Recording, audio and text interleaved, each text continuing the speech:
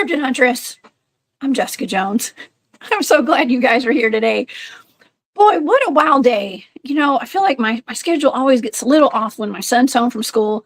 But we have a holiday here in the United States. It's MLK Jr. Day.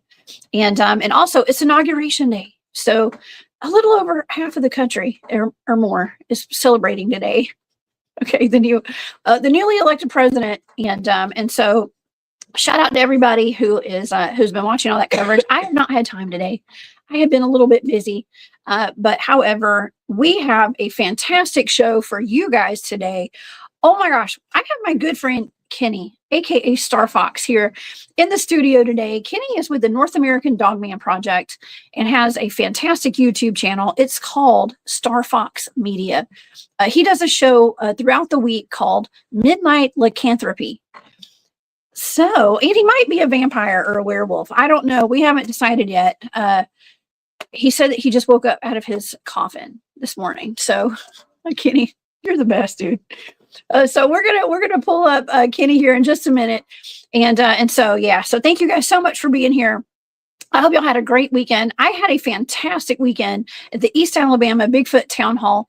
And so I just wanted to give another shout out to everybody over there in East Alabama with Squatch Seekers of the South. You guys go follow them on Facebook. And they may have a YouTube channel as well. I think they do. So y'all go over there and give them a follow. And shout out to all the people that I met at that conference. It was fantastic. So also, I did talk to Daryl Denton yesterday, and he is selling these calendars. You guys, I got voted into like one of the top 12 female Bigfoot researchers on the Bigfoot Believers and Other Creatures calendar. And I told Daryl that I would continue to promote these calendars. So if you guys get a chance, go over to Bigfoot Believers and Other Creatures and purchase your calendar. You guys, your girl is the calendar girl for June. It's so weird. It's so funny. But nonetheless, I'm super honored, and it's really cool. So it's got a whole bunch of different researchers in there. There's 12 women, 12 men in there. And so y'all go check that out and go get your copy at Bigfoot Believers and Other Creatures on Facebook. Contact Daryl Denton. He's been on the show. Okay. All right. Well, let's get the show going today because I have Kenny here. It's going to be really interesting. We're going to be talking about she-wolves today. Okay. And yes, there's a historical account of like 300 she-wolves in Germany before it was Germany, actually. Now, whether this is a fictional story or whether this is real, we're going to talk about that today. We do know that there were werewolf witch trials back in centuries ago. I think it was in the 1500s.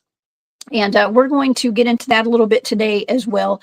A lot of women were accused of being werewolves. It may not have actually been werewolves. But then again, there were also people who were probably werewolves. Okay, so we even have our own werewolves here in the United States, female werewolves, that is. I covered one of them at the Alabama Bigfoot Town Hall, the Wolfwoman of Mobile, Alabama.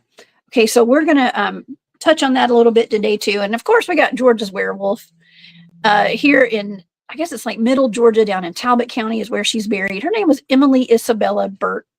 And I have also done a show on her. I've considered trying to go down there to visit her grave, but I've been told that it's the family does not like, I'm going to say trespassers. Okay. So I have not been down there yet, but she's buried not too far from a Haley Lancaster. And we've talked about her before too, one of Georgia's most famous fortune tellers. And I went there with Bryce this past year. So to her grave, that is. So yeah, so let's get into this today because y'all know I spent most of my adult life before I became a Bigfooter here. Well, I was a Bigfooter back then, but not public. I was actually an executive director of an agency for women. And so, man, I can't believe I haven't really done a show on she-wolves yet because of, girl power. So here we go. There's a historical account of 300 female werewolves terrorizing the Duchy of Jülich after making a pact with the devil. Ooh, this story was published by Georg Kress in 1591 in Augsburg, which is now Germany. These women lycanthropes attacked men, boys, and cattle, slaughtering their victims. 85 of them were apprehended and burned at the stake in Ostmilich on May 6, 1591. There is a woodcut image depicting women and wolves committing wild acts of violence that paints a terrifying scene. The image is accompanied by a series of verses outlining the exploits of the She-Wolves of Julich, which include cannibalism, infanticide, and demonic communion with the devil. Today we have Kenny Starfox here in the studio. We're going to be talking about not only the she-wolves, but also female dog women that have been sighted across the United States. I've even had Jeff Townsend on the show. You guys remember Jeff? He discussed seeing a werewolf, not a werewolf, but a dogman that he had in the sights of his rifle and did not pull the trigger one fateful evening. Kenny is a field investigator and representative of the main chapter of the North American Dogman Project. He's an actor, a journalist, designer, videographer, dogman historian, and an author. Please subscribe to his YouTube channel. That is Starfox Media on YouTube. Please help me welcome to the show my good friend, Mr. Kenny Thibodeau. What's up, Kenny? Jessica, what's up, my friend? It's always good to sit down and link up with you. I mean, I'm a tad bit under the weather at the moment, which is fine. Just been pulling 18-hour days of editing, and I don't know, maybe too much sunlight, some tainted blood, not really sure, but I'll be all right at some point. What have you been up to? Tainted blood, I've been great. I've been super busy. And I know you and I are set to hopefully record another show this week. It's been a little while, but you are so busy. You crank out the shows over on your YouTube channel, Starfox Media with Midnight Lycanthropy. You are my resident vampire friend, and we've got Dennis Carroll here in the chat. He's my resident werewolf friend. Okay, so yeah, so you've been busy. You've got a fantastic show. If people in the audience, if you guys have not subscribed yet, please do. Kenny puts a lot of work into all of his videos. He interviews and does shows with some of the best in the field when it comes to dogman and werewolves. So yeah, you've been cranking out the shows though, Kenny. I'm super proud of you, and they're awesome.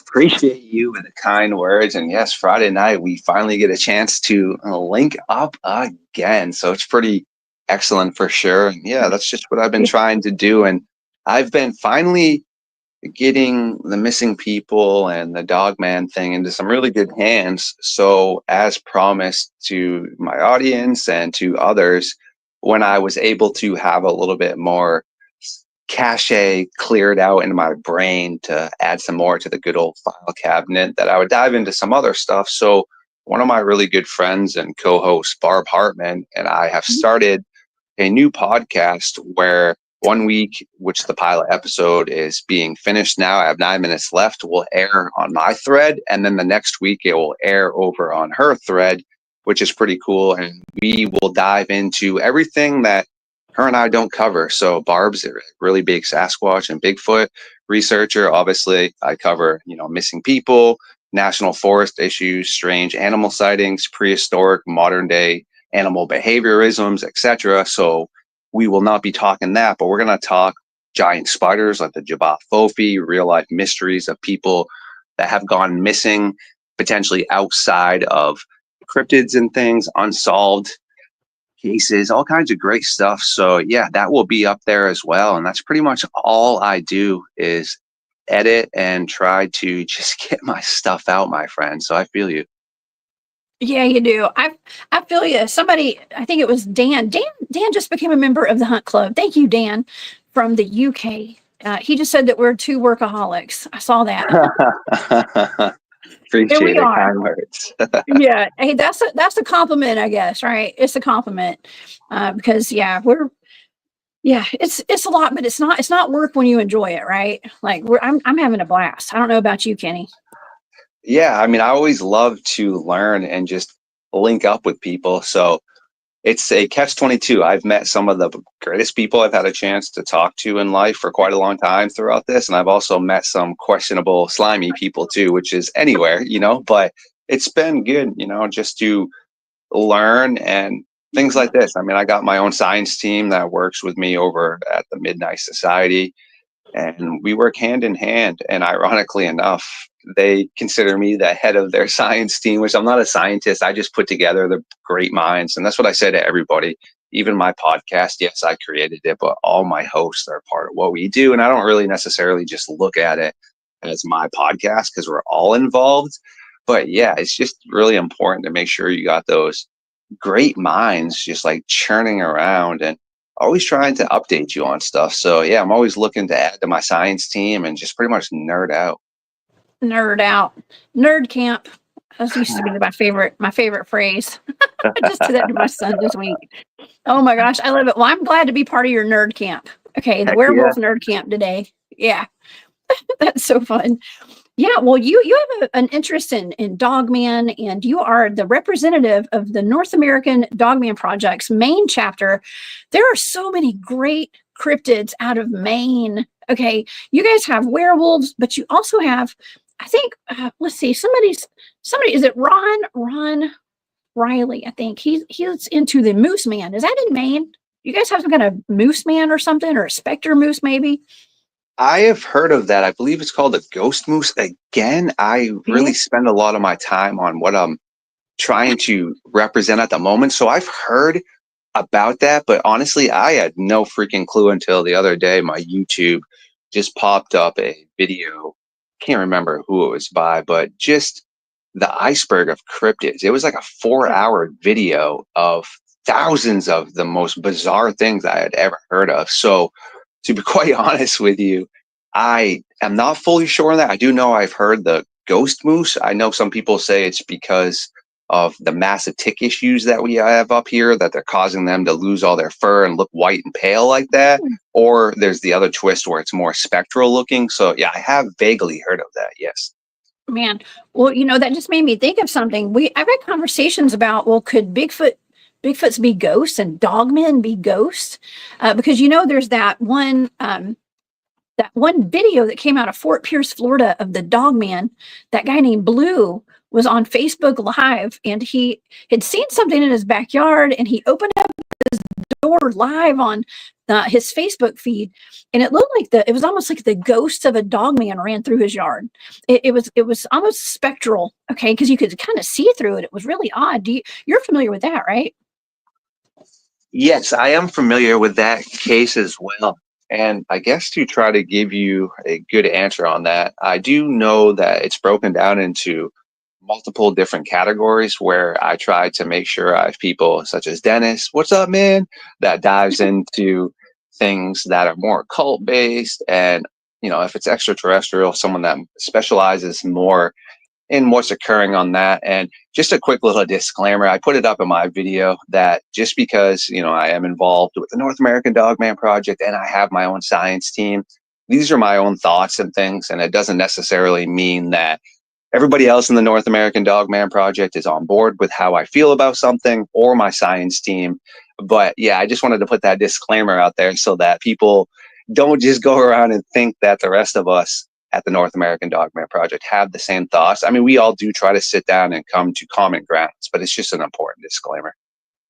Oh man, I know, that's why I've been running solo dolo over here, so I don't have to worry about that. So because I've had some pretty wild thoughts. It's really funny when I go on other people's shows. I haven't been able to do that a lot lately, but there's some other Bigfoot researchers and stuff. It's always funny when I go on their shows. They're like, well, we just want you to know that we may not see things the same way, and I'm like, why do they got to say that?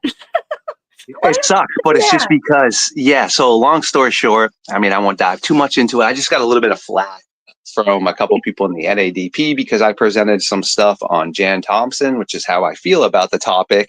But others were like, hey, that's cool if you feel about that, but just don't enunciate when you talk about it necessarily that you're rolling with us because we don't all necessarily feel in that direction. So that's why I just tried to really make sure to put it out there because, yes, I mean, I do represent the North American Dogman Project, and when I'm with them and what they would like to talk about, but over on Midnight Lycanthropy and Camp Nightmare Fuel, which is our other podcast, and Starfox Radio, which is where they are all presented.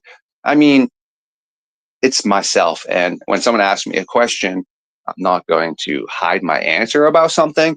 But yeah, that's just why you got to put out the disclaimer, because unfortunately, you'd like to think people are intellectual enough to understand that, but they are not. And I got some heat that I would prefer to have not got. So yeah. Oh, okay, I totally understand that. Oh, there's my cousin Catherine up in the chat today. Yeah, I totally get it, absolutely. And sometimes we do have to make those disclaimers, and that's all good. It's all good. But we're going to talk about something that's historical today. Okay, and I think guess everybody's kind of got their opinions on it as to whether this actually happened or if it was some sort of fictional tale that somebody made up, to I don't know, just for entertainment purposes or something, or to, it's like the Salem witch trials, right? It's like the witch trials where a lot of women were getting accused of doing things, and men too, that they didn't really do, but it was by people who didn't like them.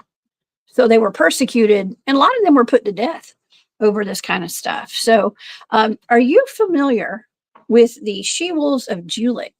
And that's out of German, what we know now is Germany.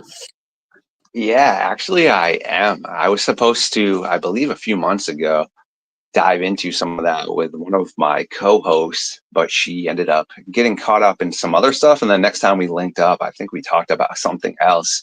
Pretty interesting case for sure, because again, I try to always look at things with a logic side, but also when it doesn't fit into that, try to again then figure out where it falls into. And like logically, I do know that at points in time there are certain mildews and bacteria and mold that get into breads and grains and things that can cause you to hallucinate. Okay, so realistically, with these villages back then, if you were in a village 10 miles away, that's really not that far. I mean, we're probably still trading with each other. So if my village has eaten this bread or rice with a mold in it, and we're trading with you, and then you're trading with another village, 2 miles down the road, etc., it's not hard to think that everyone potentially could have some sort of hallucinogenic effects from this bacteria. So it's interesting with that aspect, because that's real, that's logical. People can look that up, the scientific facts. But again, then you have the part where they're all seeing like hundreds of what they claimed were female dogmen or werewolves. And what makes me really find that interesting is there's maybe one of three things, right? That they're either hallucinating, two, they're seeing women that are actually just wearing like wolf skins and things, because again, that is something certain cultures still do. And also it could be looked upon, if you're hallucinating or you haven't seen that before, sure, from a distance that could look like, werewolf women. Or you have the latter part, that they actually were shape-shifting werewolves. And that picture is so dope. I hope you created that, because I would love to use that on something. I put it in AI, and it almost, when it came out, I was like, man, that is the coolest picture. She's even got hair on her back. I love it. That's fire. That is absolutely it's fire. It's literally fire. Well, here's another one too. This is another one. I chose to use the other one because this one's just it's not as sexy. No, like you said, that other one is absolutely fire. So I'm stealing that too. You can totally have it. Look, what's mine is yours when it comes to all these graphics. You have sent me over some amazing graphics. I was thumbing through them last night, trying to find a good picture for the thumbnail. And if you ever need anything, hit me up, my friend. I mean, yes, it's great to share the art back and forth. But long story short, is one of my little brothers, who's a legend, got me a yearly subscription to Adobe, the new one, and he revamps it, no pun intended, every year for me.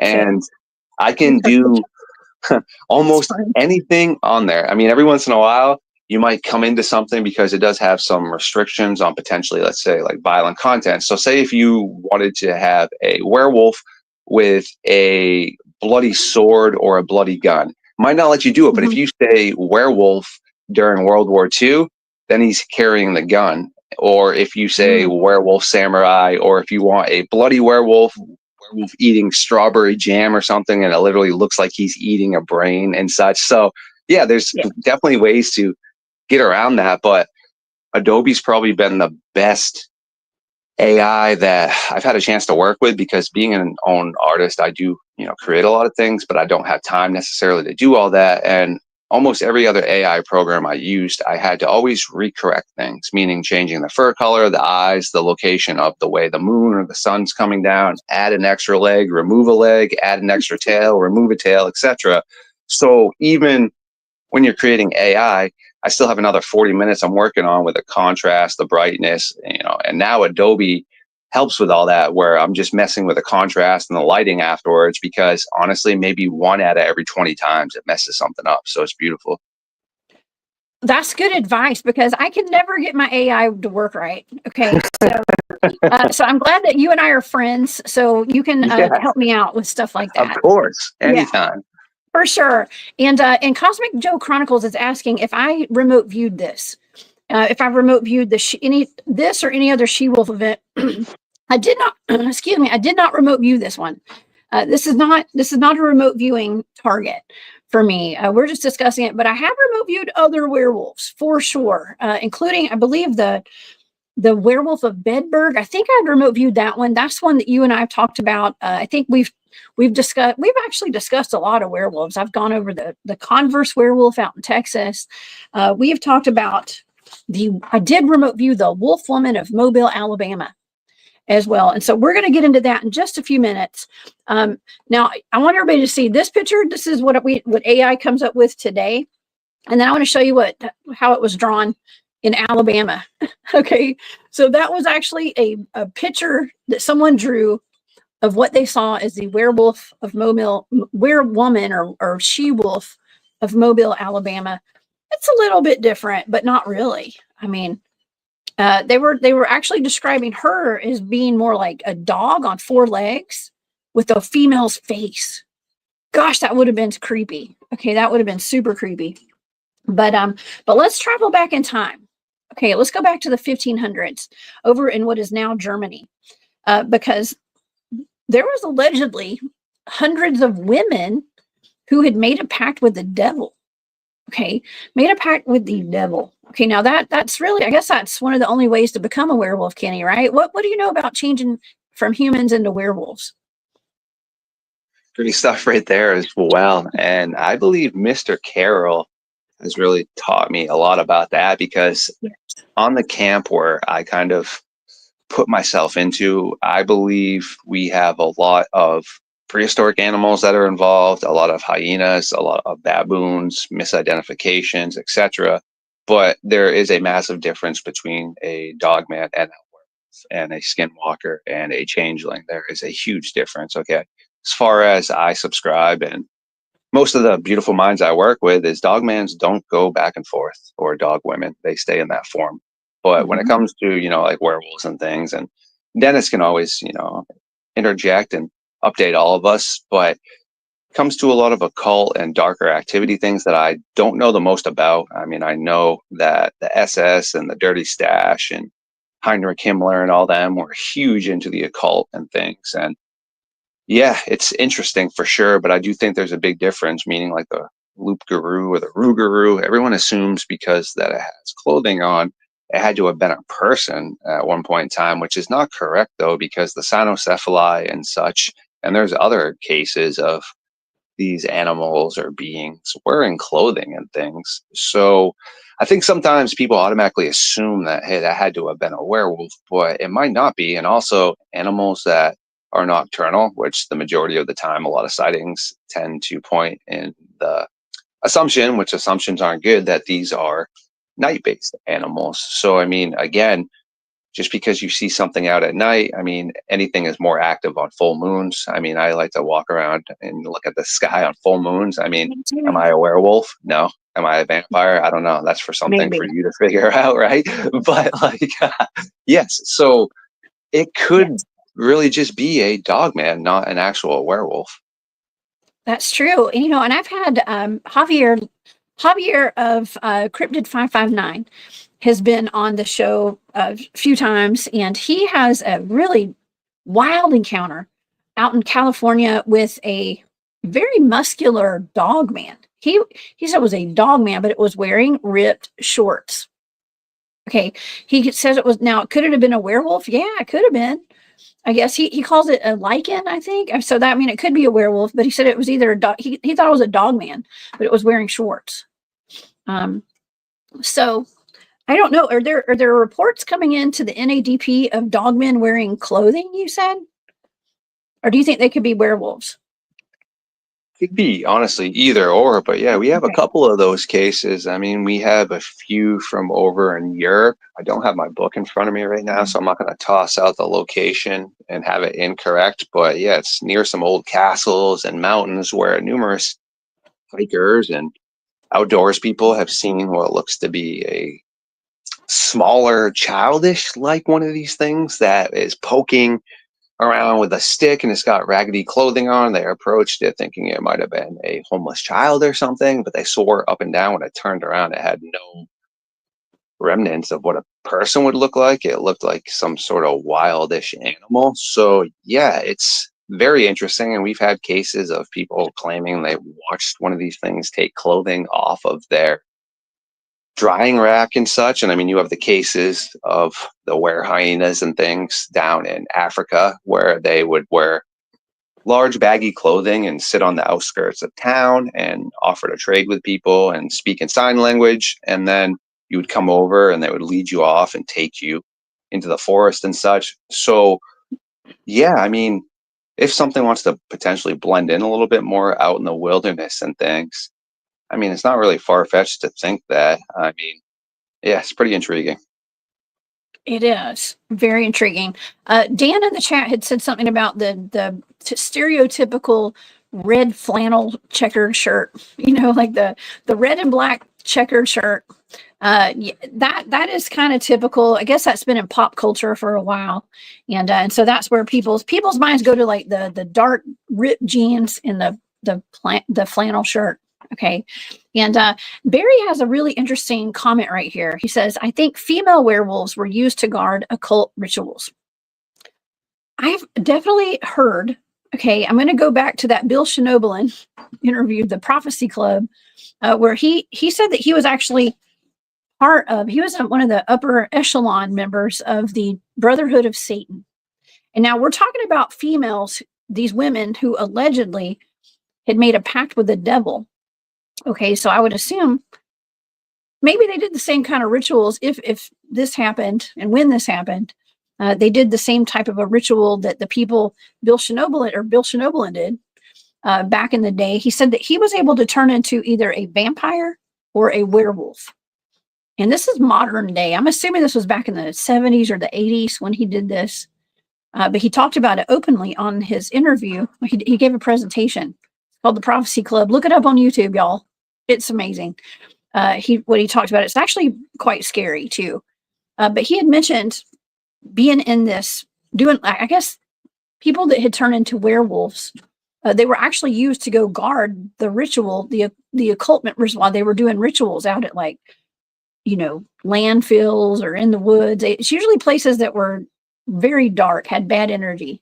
So where they would do these rituals and stuff. And people would, if anybody walked up on them, the werewolves would attack them. Even children. Okay. Even children. So it could be, you know, it could be that it's not only female werewolves, but male werewolves as well guard the ritual sites. And so, yeah, it's kind of, I don't want to say it's common knowledge or anything, but it's just what, but Bill Schnoebelen had said that on that presentation. So, very, very interesting stuff. Now, back in 1591, that was around the time, I guess it was around the witch trials. Okay, the witch trials, the werewolf witch trials. Okay, man, it was a tough time to be somebody's enemy back then, don't you think, Kenny? Because anybody could accuse you of being a witch or a werewolf, I would think.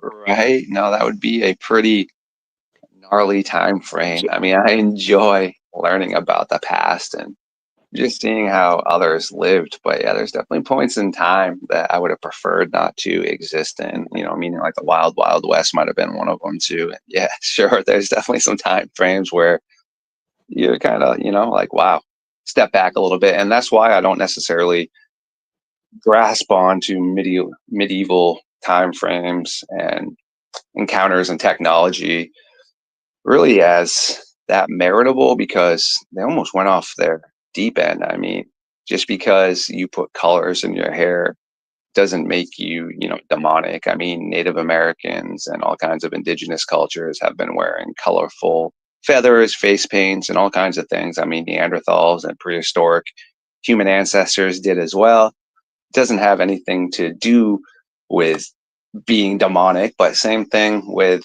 I'll use myself for an example. Some people think just because I find creature features, and yes, I like, long story short, Alucard, who was from a awesome anime growing up, which is what I based my Starfox character off. I enjoy cool creative aspects like that. Well, some people seem to think that's demonic if you, project that, which, hey, that's okay, but I don't think that has anything, to do with it being demonic. Okay, it's like aesthetics and things. And yeah, a lot of times I just think that people automatically assume when someone looks different than you that they have to be taboo or into something that is not considered the norm. But if you look at any other prevalent cultures, I mean, the Romans and the Greeks wore like flowers and olive in their hair. You're going to tell them that they're, not badass enough. You're going to tell, Leonidas, because of his long hair and his little wrestling Speedos, I guess, that they weren't tough enough. You see what I'm saying? But people would just look at those. And I think, yeah, with anything, when we don't understand something or it's out of the norm, then immediately people tend to automatically go, hey, it's got to be evil. I'm super spiritual, I'm not religious, but I do know from being taught about things that words like abomination and such were created basically as a description of anything that didn't look like the norm. It had to be an abomination. So whether it was a moth at night, oh wait, that's an abomination, it comes out at night, it has to be a demonic entity. But no, it's a moth. I mean, it lives out at night. So yeah, I just try to always understand that it's tough, because when you have that mind frame in the medieval times and such, well, they're a little bit off their rocker. So they're sitting there calling people out. Oh yeah, you got to be a witch, a werewolf, or a vampire because you eat kale and you realize that turmeric helps with inflammation. Nope, take them out back, Oh yeah. Oh, I know. I have been persecuted to the max online and stuff from doing the remote viewing and showcasing my psychic abilities. Okay, and so yes, I've been called a witch. I would have been burned at the stake back in the day. I probably was. Okay, at some point, but not today. And that's okay. And I think that's what keeps people from not exploring their human, let's say, enhanced human capability potential. Okay, that stops people from doing stuff like that because it's dangerous, right? Some people see that as dangerous and stuff. And so, and especially, women back all throughout history, mostly, okay, a lot of women were persecuted. If they didn't take on the traditional roles, they might have been persecuted as being not of the norm, of an abomination or whatever, and accused of being a werewolf. Okay, I mean, we have our own werewolf here in Georgia. One of my favorite things to talk about. And the poor, bless her heart, she, whenever you read about her, this is Emily Isabella Burt. Of course, she was. This is, I guess, she passed away back in the early 1900s, 1800s. She is from down in Talbot County, Georgia. And the poor thing, when you read about her, they say, well, she was not the prettiest in her family, and she had hair growing where it shouldn't have been growing. Stuff. It's really kind of sad. Okay, but then again, there's some really strange anomalies that happen with her, to where the story goes that her mom joined a hunting party of some of the local farmers that were wanting to go hunt down whatever had been killing their livestock on their farms. And she suspected that her daughter, who had just come home from Europe, okay, she was suspected her of being a werewolf and actually being the one that was responsible for all those livestock dying. So she wanted to go join the hunt party so she could protect her daughter, in case it was her daughter that they were hunting. And on the way home one night from being out on those hunt parties, the mother was attacked, and she shot whatever jumped out at the. She thought it was a beast, like a dog or something, and she shot it. And when she got home, her daughter was on the front porch with her hand, a bullet hole in her hand. Okay, so was she really a werewolf? I don't know. I don't know, but she's called the werewolf. Georgia's werewolf, Emily Isabella Burt. So I don't know. Maybe she ate some of that molded bread too. Who knows? Right? No, definitely. I mean, that is a very bizarre case and encounter for sure. I mean, there's a Yeah. lot that could go on into that because, again, it's one of those old school cases where there isn't the most to go off of. But again, it's pretty bizarre as to, why people would kind of make that up, I guess. So, yeah, it's an interesting one, eh? Yes. Yeah. John says also mom was a crack shot. So I mean, at least she didn't shoot her, if that was, I guess it was her daughter that she shot. At least she didn't do a fatal wound. Okay, at least it wasn't fatal. It was just her hand. And after that, her mother took her to the local doctor, and he did say that she had lycanthropy. Okay, and you have a show called Midnight Lycanthropy. You know a little bit something about that. Okay, so uh, but how cool is that? We don't hear about this as often today. I did have a guy who did email me recently. And I have, oh my gosh, I can't remember if I responded to it yet or not. I'm so terrible. But he did say that werewolves probably watch my show. So I just wanted you to know, Kenny, there may be werewolves watching today, which is actually not that far fetched. Wouldn't you think? It's pretty creepy stuff right there for sure, right? And I Mm-hmm. mean, it's only logical to think that if something does have a connection with humanity, sure. I mean, Yeah. logging in to try and update your information is definitely something that, well, is quite important. It is really bizarre, that's for sure, with what's happening, the missing people. And I don't know, it's something that we at the Midnight Society science team have kind of come to the conclusion we really aren't fully sure where we sit on if these dogmen are more or less just like any other animal, meaning there are certain animals that go out of their way to hunt people, but the majority of predators are just opportunistic. So, pretty much all the quote unquote fatal human encounters, we haven't been able to verify any of them. Yes, we've had some fatal animal and pet encounters, but again, that's normal animal behavior. That doesn't mean something has to be evil and nefarious. So if you look at a lot of the encounters, could be risk reward, meaning if this thing sees 4 or 5 people, it's really not worth the commotion. But again, what if they're just, sitting there? What if you have this female dog woman enjoying the afternoon, the sounds of the forest, the sun? I mean, any animal does that. My squirrel enjoys that. Okay. So then they see you. All right. Obviously, they're interested now because you just walked into their territory, but it doesn't necessarily mean that they are looking at you as a food source. They could just be like, well, who are these bozos that keep coming in here, banging on trees, making these strange calls and just acting all weird. So I just encourage people to, obviously be careful when you're out there, but I don't think you need to really be any more scared of a cryptid than people. If anything, you should be more afraid of people. And the reason I say that is you can take any sort of animals, think of any animal, all right, great white sharks, crocodiles, anything, tigers, bears, add up all the unalive people, add it all up, okay? And then look at all the things that people have done to other people when it comes to, removing people and such. So when you look at like the Night Stalker, like Richard Ramirez, I mean, this dude's living next door to people, okay? So when you walk out in your public communities, in actuality, you have a much higher probability of being around a psychotic person than you do being necessarily taken out in the forest. Yes, it can occur, but there are some really deranged individuals out there, and it's just important to understand that yes, the person right next door to you can be way more of a nightmare than any sort of cryptid out there. I mean, look at John Wayne Gacy. I mean, this guy was friends with the mayor, all the people in the town. He was respected. He was a contractor. So every time someone was like, hey, this guy is doing these terrible things to us, they didn't believe him because why? No, he wouldn't do that. I mean, he's a clown at parties. He's a contractor. He's hanging out at the mayor's house. But look at what he was doing. So who's really the worst monster? John Wayne Gacy or a werewolf? Ooh, that's a good point. Those are all really good points. Yeah, you never know who your neighbors are. Okay.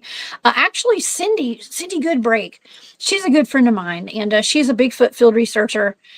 She used to live in Idaho. I think she's in Texas right now. I'm not sure. But she was suspicious that her next door neighbor was a werewolf. And we talked about it on my show before. And so, yeah, you just never know. You never know. It could be somebody you love. I mean, I've actually had pictures sent to me of allegedly, the guy was allegedly shifting from a human into a werewolf. And it was very subtle.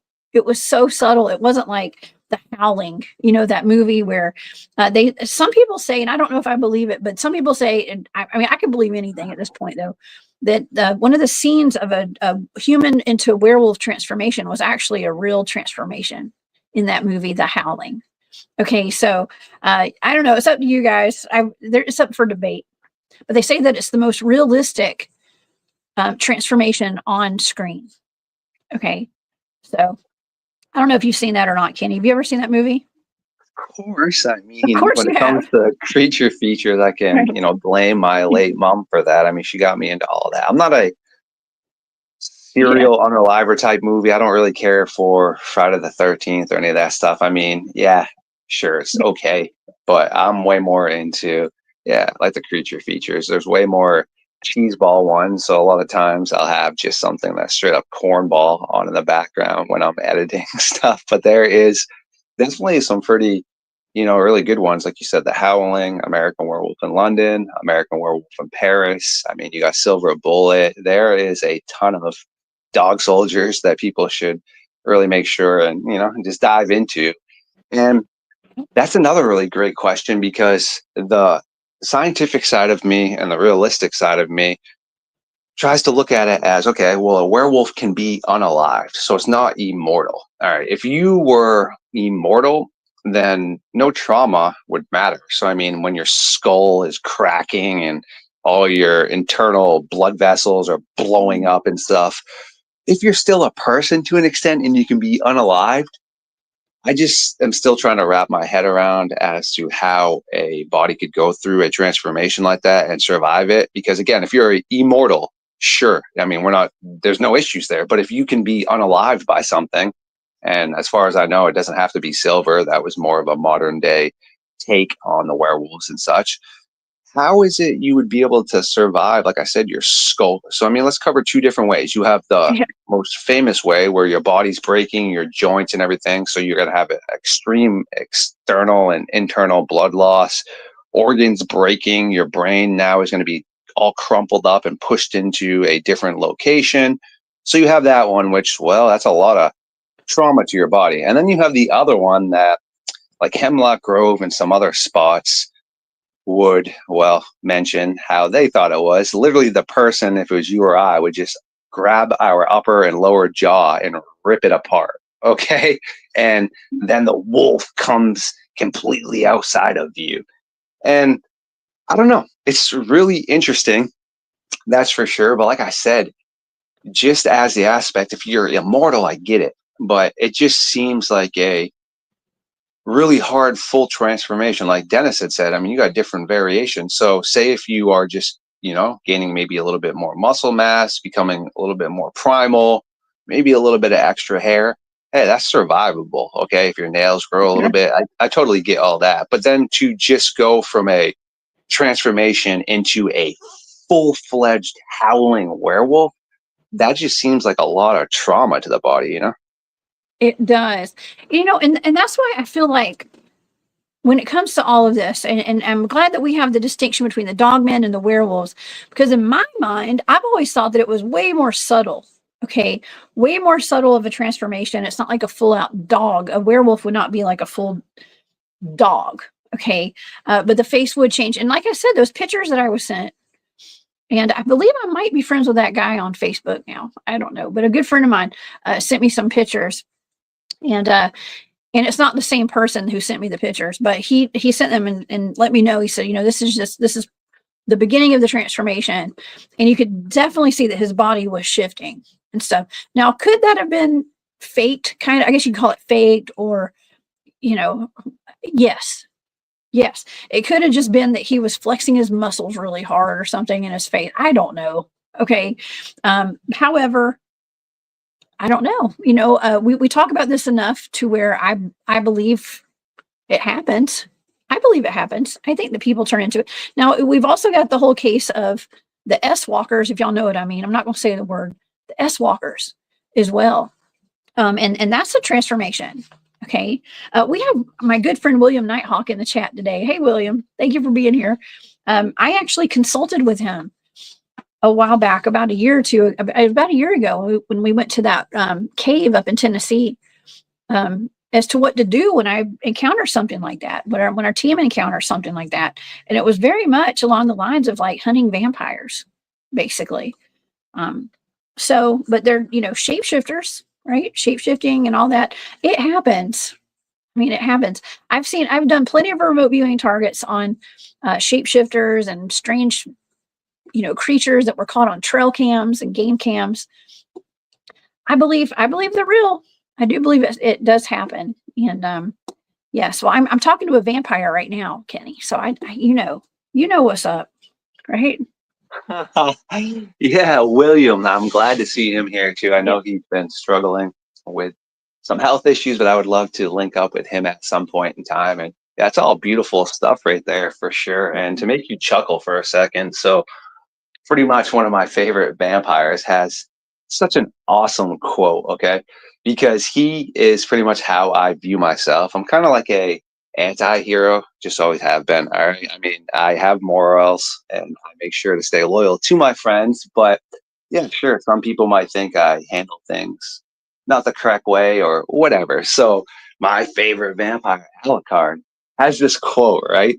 Where he's sitting here going up against a vampire that is a priest that's about ready to just destroy this girl, right? And this priest vampire looks at him. He's like, "What are you doing? We're one and the same." Alucard's response is, "I have my own reasons for serving my human masters, but this isn't a story for trash like you." And it's just so awesome because you have this ultimate vampire who's still a vampire that has some morality.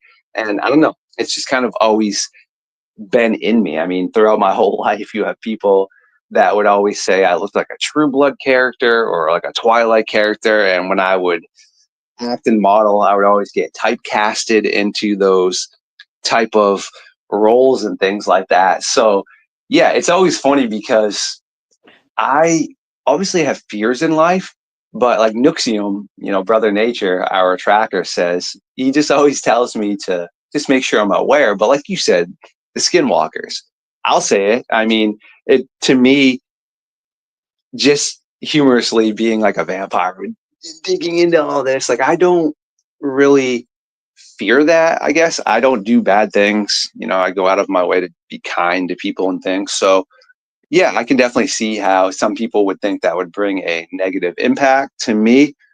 Like I said, I'm a creature of the night. I don't really fear things.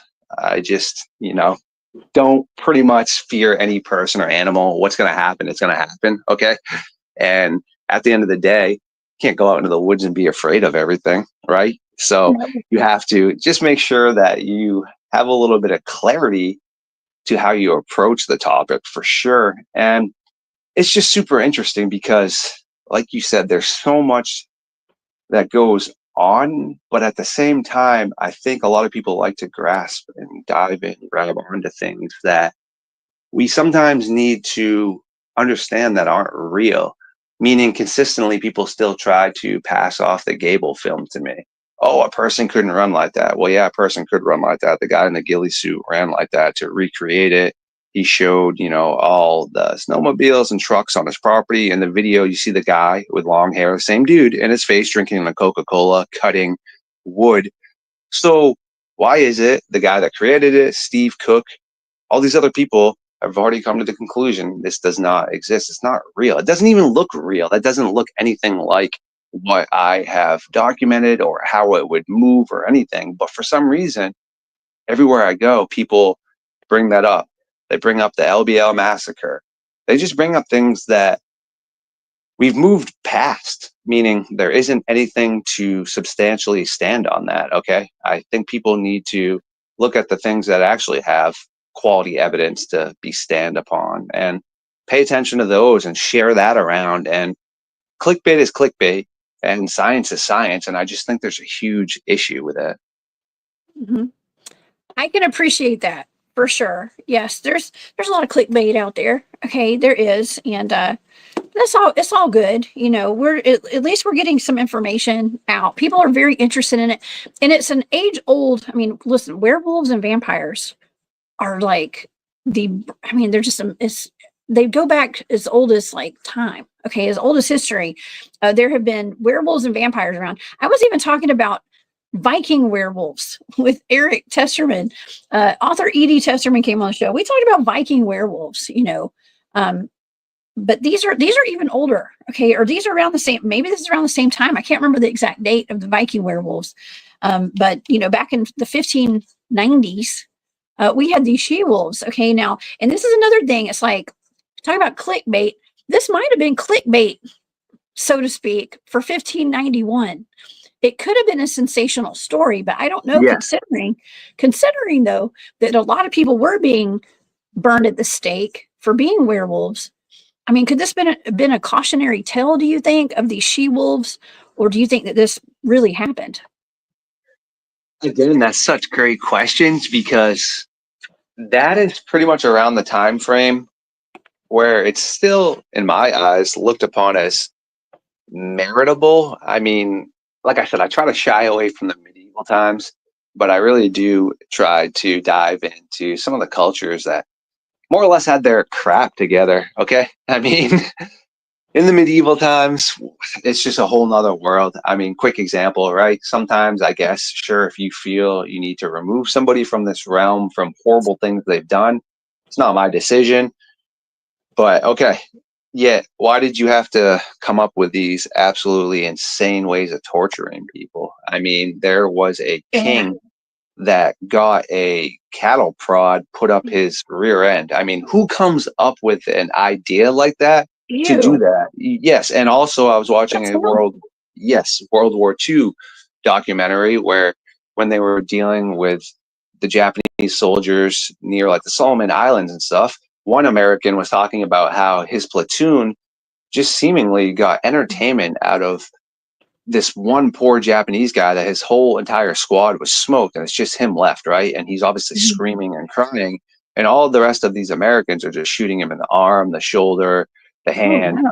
So they're not even unaliving him. And this guy's just screaming, crying, right? He's still a person like you and I. And this other American just said he couldn't fathom the lack of humanity and literally just put the guy immediately out of his misery. And he had then spoke of other times where again someone could have done that, but instead they chose to strangle somebody. And when you look at that, that's just what I mean about the dark, you know, behaviors that are installed into humans, because there's a big difference if you are defending something you care about. Prime example, everyone should look at it.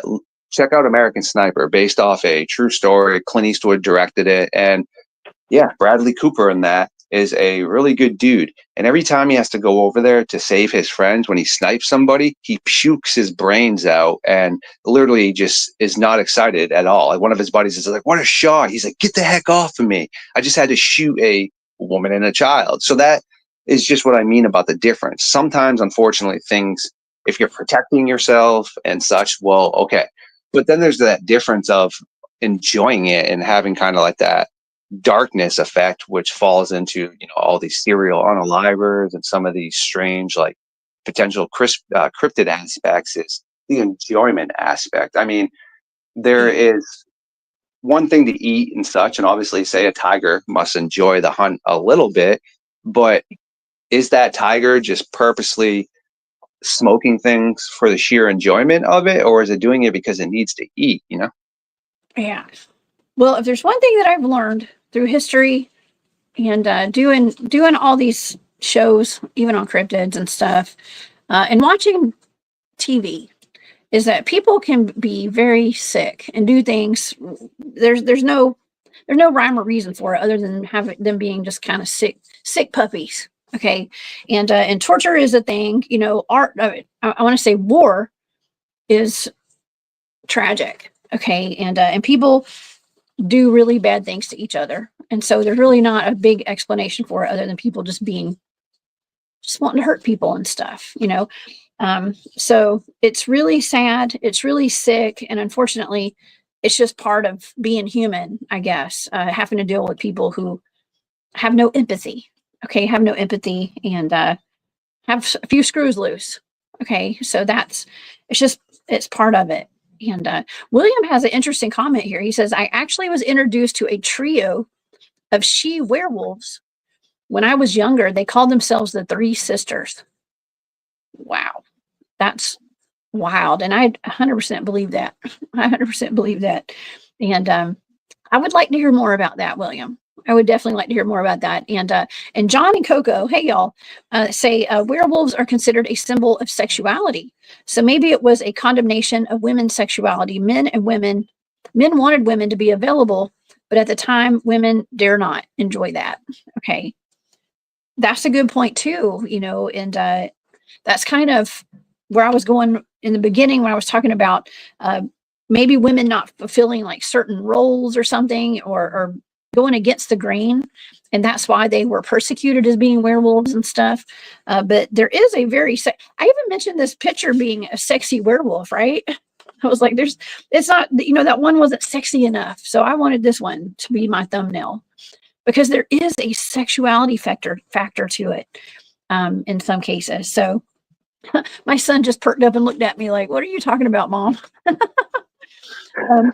But he heard that word. I don't ever say that word, okay, around him. So we haven't had the talk yet. Okay, he's still a little kid. But nonetheless, that is a really good point that maybe it was a condemnation of women's sexuality as well. Yeah, times were different back then, obviously. Very different, I think. But I guess let's get into the story of these women. We're only an hour into the show. Let me go through this a little bit, because yes, this is the wood carving of what the story is about here. Okay, 300 female werewolves terrorized they call it the Duchy of Jülich after making a pact with the devil. This is from 1591. A man named Georg Kress wrote this. Okay, he wrote about it. And the women attacked men, boys, and cattle, and they adopted this wolf-like form. And they went on a murderous spree, okay, unaliving everything in their wake, but pretty much, or at least the men and boys and the cattle. And 85 of them were actually burned at the stake in Ostmilich on May 6th, 1591. Now, this image depicts women and wolves in the middle of committing acts of violence, cannibalism, infanticide, and demonic communion. And of course, you can see two female figures in the middle that are being burned alive at the stake. And, of course, there are religious connotations to all of this. There always are. And it could have been a tale that was made up potentially to scare people, to keep people in line. Of course, it could be that too. And so yeah, it says that it could have been the response to anxieties by the Inquisition and the Reformation, as the taste of bloodthirsty news, which is clickbait, okay, aka clickbait today. It encouraged publishers to write more fantastical tales about diabolical individuals. And so the rise in these kind of stories was up at the end of the 16th century. That would be the 1590s. Okay. And so they think that maybe that's what happened. Of course, you and I, Kenny, I believe you and I did a show on the Werewolf of Bedburg. Do you remember that one? Of course, I remember everything we do together, my Of course friend. you do. I just asked because I have a bad memory, so I'm just kidding.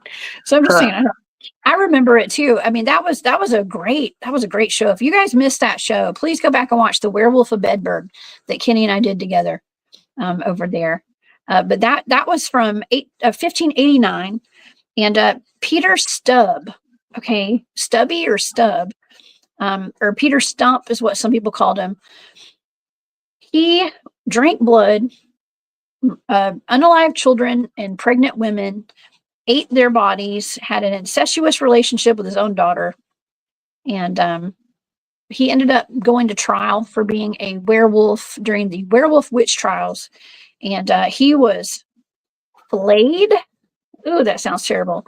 Decapitated and burnt, along with his daughter and his wife or mistress.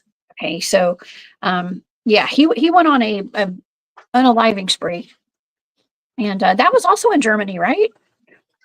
That it was. And Germany has some pretty interesting just cases that go super far back and even into modern day times as well. And just to touch base on what you had said, yeah, anxiety and depressions and things definitely do very gnarly stuff to your psyche as well as your physical body. So, I mean, back then, too, obviously, those ancestors of ours were under traumatic amounts of stress, anxiety, depression. And it's just interesting because that is something about what I mean, looking at facts and science, just kind of needs to be dove into a little bit as well, is just mental illnesses, but also things that, well, could be outside of that. I mean, look at things such as exorcisms and such. I don't know the most about that, but a lot of those people probably had mental illness issues, right? But it was pre-mental illness times. Okay, so no one could really sit down and be like, all right, well, he or she is suffering from this. They have schizophrenia or all these things now that we understand, but immediately it had to be that they were possessed. Am I ever going to go as far as to say that some of those people weren't? Of course not. I don't know enough about that, but I'm just saying I do know for a fact, and I like facts, that a lot of those people had mental illness that had happened. So with any of these, I just try to subjectively and objectively approach it. All right, like the medieval times, if they're doing some of those messed up stuff we just talked about, well, these people are off their rocker. So should I really take any merit as to what this person just said when they were shoving, instruments inside of people and doing horrific amounts of torture, or should I listen to a Native American culture that really had their head on straight and understood what was going on? It makes more logical sense for me to listen and tune in to the cultures that actually knew what the heck was going on. I agree 100%. Dan says it must have been pretty important to have carved in wood and not just written this down. Yeah, or just drawn it out. To carve something in wood like that that takes some time. But of course, then again, maybe they wanted to get their point across. We have something, we call it the mockingbird media today, right? And it is, oh man, I know we don't need to probably go there since it's YouTube, of course, but we'll go there. Okay, and a lot of disinformation or misinformation has been put out to the public. That apparently has been going on since the 1500s, at least. So Yep. it could have been that too, right? It's a lot of things that a lot of people don't realize as well as newspapers and things. Sure, it's really good to be able to kind of collect that, but I'll give a prime example. Bobby Robert Businger from Vidor, Texas. Okay, if you look at the newspaper article, it says and sounds like they are talking about a werewolf. Okay, they literally took the liberty of, making it sound more intriguing for people to buy it. But when you listen to Bobby talk, he tells you there is no werewolf. Yes, this man was jacked up and howling and acting strange, but he did not look like a werewolf. But if you look back at the description in the papers, because he couldn't talk for, I think he had like a 45-year time frame. He just recently spoke about it. But yeah, huge differences. I mean, overall, is the newspaper remotely accurate? Yes, but does it take some liberties to make somebody go off in the direction of thinking it was a werewolf? Yes, but then when you listen to Bobby, who literally had it happen, never once does he say an elongated snout. Never once does he say a huge mane or bent back canine-like legs. He just says a gigantic bodybuilder looking man that was acting strange. And yes, this guy was mentally unstable. He had escaped from a local institution, did have a disease where you don't feel pain. So is it far-fetched to think he could have ripped those security dogs apart if he doesn't feel pain and such? No, it's all logical aspects. And Bobby himself even says he's very happy with the conclusion of it. But yet still to this day, people say it's a werewolf that was involved. But yet Bobby is literally telling everybody it was not a werewolf, you know? Oh, wow. That's really interesting. Yeah. And watching shows like, what is that show? Cops. Remember Cops? I used to watch that all the time. And when I was growing up, it was fun. It was always fun just watching the predicaments that people put themselves in, trying to get away from the cops. It's wild. Okay. Yeah. I'm not saying I was trying to get some pro tips from when I was a teenager or anything, I'm just kidding. But it was pretty wild, but you could watch when people are on drugs. Let's just say there's certain things that people get. It makes people superhuman. They don't feel pain. Okay, they don't feel pain. They think that they are gods basically, and they can do anything. They're out of their minds. Okay, a lot of people, and I watch that. I've seen that in real life too. Okay, I've seen people act like that, and so it can be very scary. But there are people that get superhuman abilities and powers as far as strength goes when they are hopped up on something, if you know what I mean. And so yeah, so that could happen too. And you got to also think, when people do get hopped up on stuff like that, maybe their bodies get taken over by something supernatural, paranormal, something spiritual, something dark. Okay, so that happens too. I mean, I've watched a person that I know, and at the time I loved that person back then, and I watched as this person's eyes turned black right in front of me, and became a complete. I mean, he wasn't who I knew at all. I mean, even my mom watched it too. My mom was there, and it was scary. It was very scary. Something 100% had taken over that man's body, 100%. So I've actually seen it. It does happen. It's not that far fetched for people to shift, and I think it has to do with being taken over by something dark, spiritually. Pretty stuff So right there for sure. yeah, Totally gnarly. And just some other nightmare fuel. examples. Yeah. Yeah. People can actually do some really extravagant things when they're put in life-threatening situations, meaning there have been times where people have lifted up cars to remove loved ones, and there have been times that during war and such, I mean, you have somebody that had been shot 8, 9, 10 times, but their blood pressure and everything is so amped up. They're still out there saving people, smoking people. All of a sudden they sit down afterwards, right? And boom, they're just gone. And everyone's like, what the heck? And they look over, they got like 8, 9 different bullet wounds in them. So once your blood pressure then dropped down, and also, your amped up aspects and the adrenaline, you bleed out. So yeah, it's not really far-fetched to think. No, it's not. It's definitely not. And I don't know. I've actually picked up I was in a really bad accident when I was 12 or 13, 14, something like that. And my cousin, my cousin, my sister, and myself, we were on a four-wheeler. And we had gone up to some of our family's property out in the middle of nowhere. It was in the woods, deep woods. And my uncle was down at the shack, the house. We call it the shack. It's just a little house, like a hunting cabin, right? And my cousin was driving us on the four-wheeler. I was on the very back. My sister was in the middle, and we had gone a mile or two, at least a couple of miles away from the house on the four-wheeler, and we were going really fast. And we didn't even have helmets on. It was back in the day. Okay, it was back in the 80s or 90s, and we lost control of the four-wheeler. And it toppled end over end, and my cousin went flying, my sister went flying, I went flying, And I ended up I woke up. We all got knocked out, and I woke up hanging from the handlebars by my shirt on this four-wheeler. And I woke up because my cousin was screaming, and I looked down, and I didn't even think about it. She was screaming to get the four-wheeler off of her. And it was hot. The engine was hot. I know this has nothing to do with werewolves, y'all, but I'm just going to tell you about my superhuman strength. And it was super hot, and the engine was still running, and we had been burning our ankles on this engine all day where our feet went. And so I knew it was burning her, and the way she was screaming, I thought she was dying. I thought I was probably dead. I didn't know. It was too much. It just happened really fast. And I pulled myself off of the handlebar with my shirt. My clothes were ripped. My sister was down the road holding her neck and her head. And all I saw were legs hanging out from underneath the four-wheeler. And I just lifted the whole thing off of her. This is a huge four-wheeler. My dad couldn't even lift it. My uncle couldn't even lift it. And I lifted it up high enough for her to roll out from under it. And she had a broken leg. And all sorts of stuff. We ended up having to hobble back down to the house, and I helped carry her. And I had a cracked sternum.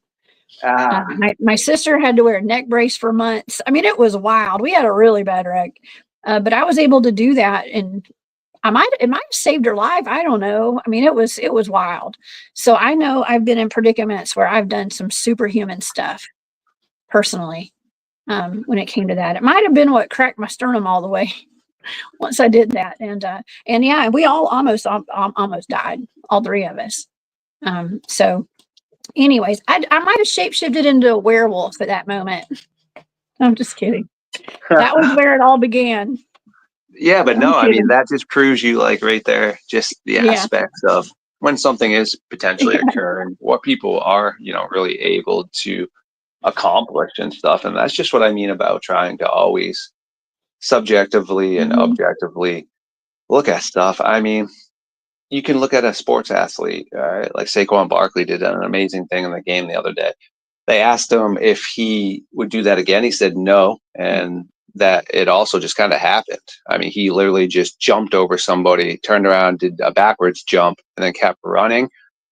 So not that he couldn't consistently do that, but it was kind of like a superhuman thing that just happened at the moment. You know what I mean? Like, he just literally became like a Hercules, more or less, and bolted down the field at, I think, like 23 miles per hour in the snow for like 90 yards, so it's pretty crazy.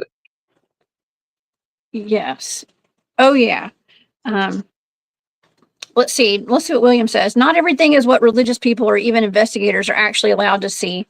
Guess you just need to see it happen once. Oh my gosh. Yeah. Talking about shape-shifting and things like that. That's for sure. I have definitely I've even encountered a man who had black eyes before, who showed up at my house, by the way. I've talked about it when we do shows on the black-eyed children. I was awakened at like 3 or 4 in the morning by my doorbell ringing, and I went to go check to see who it was, and it was a man standing there I'd never seen before, and he had no whites in his eyes at all. It was purely black, and he was just staring at my door. So I just slowly backed away down the hall, ran inside to lock my door, and got my pew, if you know what I mean. And I waited till the sun came up that morning. That was terrifying. That was really scary. And I don't get scared often. Okay, I really don't. But I felt like my life was in danger that night. Okay, yeah, so I could see should that. have called the cops. I know I'm not the kind of girl that calls the cops very often. Okay, but I probably should have that night. Yeah, sometimes. Or make sure you got your, werewolves and vampires hanging around your house.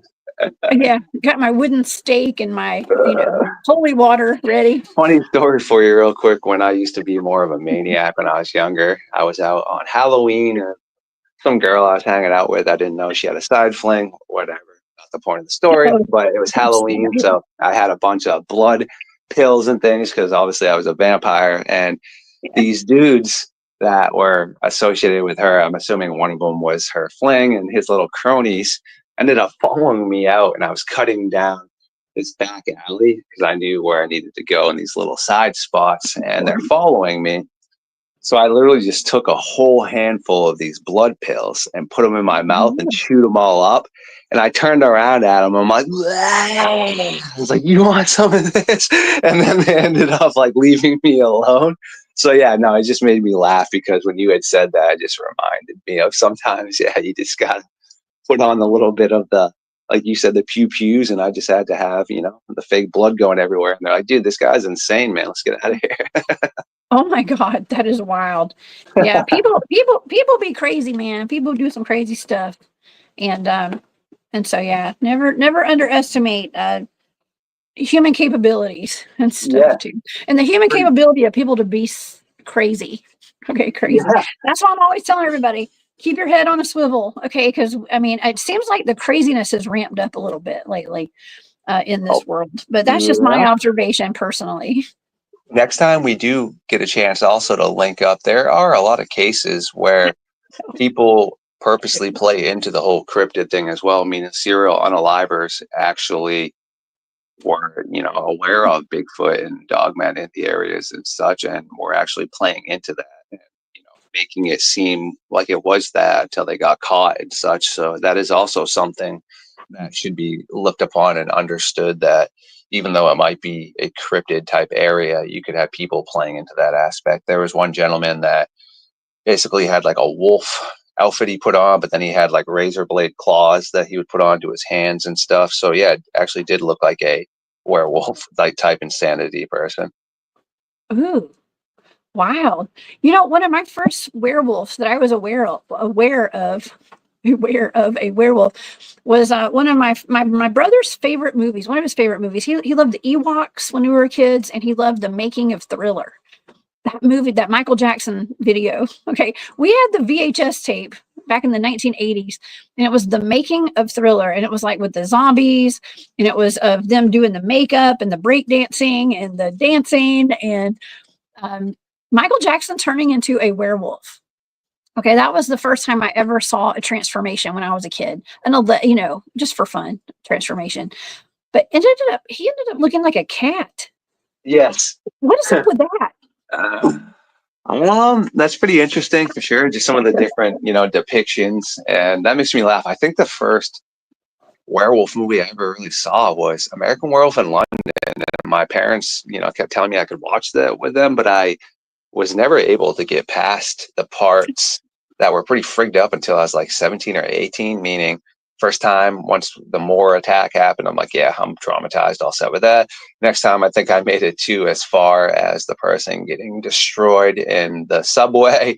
And then I think the next time I made it to when he was trying to transform.